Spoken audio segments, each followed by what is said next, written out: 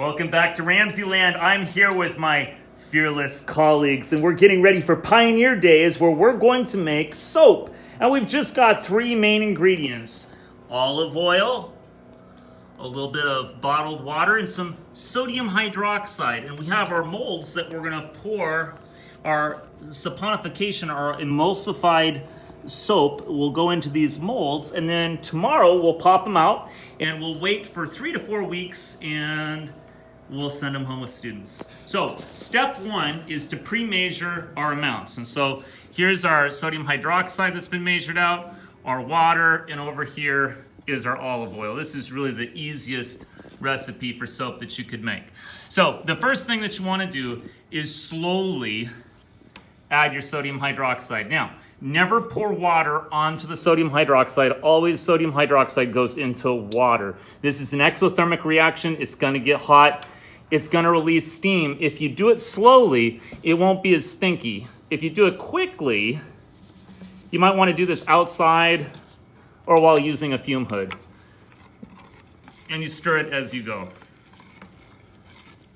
And one of the things that's great for students is for them to actually feel the reaction. So if you start feeling this, you should start feeling it heat up as you do this. You see I'm doing this just slowly but surely. And you want to stir this until it's clear, okay? So don't add your sodium hydroxide diluted mixture to your olive oil over here until it's absolutely clear. I'm going to keep adding, keep stirring. And we're going to pause right here and come back as soon as that's... So now we've moved our sodium hydroxide mixture into the fume hood. And we're stirring it in here, so any of the steam that's released that has any small microscopic bubbles of sodium hydroxide in it, all of that's pulled up into the fume hood up here. And that way, if it starts to make your class a little stinky, your kids don't smell it. Another option is just to simply do this outside at a picnic table. And we're going to keep stirring this until all the sodium hydroxide is dissolved. So at this point, we've taken out our sodium hydroxide from the naughty fume hood, and we're getting ready to pour it into our olive oil. And one of the things that you want to use is a stick blender. And you want to make sure the head of the blender is completely submerged in the olive oil so it doesn't spit up any of that naughty sodium hydroxide.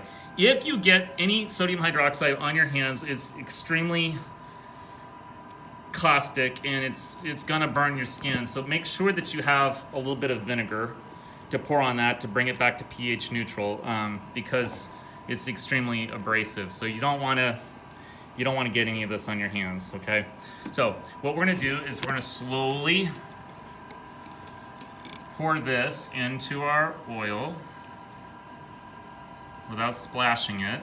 You can see it's pretty clear as I pour it.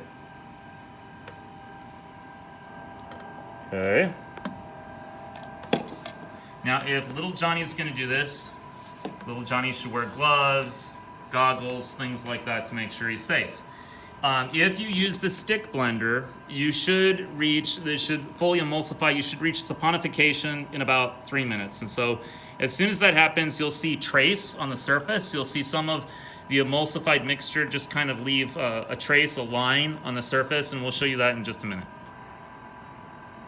So here we're blending, and notice that the head of the stick blender is completely submerged. You're going to want to do this for about 3 minutes continuously until you see trace, until the mixture becomes completely emulsified, a true colloid. And you can drizzle it on top and you'll see a streak of it on top, and that's called trace. So we're stopping here because you can see trace. Do you see that circle? That line that's left on the surface? That's when you're ready to actually, that's when it's reached saponification. You're ready to actually pour it into your naughty molds that you've selected. So we've got some cool molds over here. Here's some more. And we're gonna actually pour it in there at this point. So this is what it looks like when you start to pour your saponified mixture into your molds, and you're gonna leave it in those molds for 24 hours, and then you're gonna flex them and pop them out. Now, this is so you can have exact measurements of what we used. So you want exactly 3.14 ounces of sodium hydroxide. You want exactly 24.4 ounces of olive oil. And you want exactly 6.83 ounces of distilled water.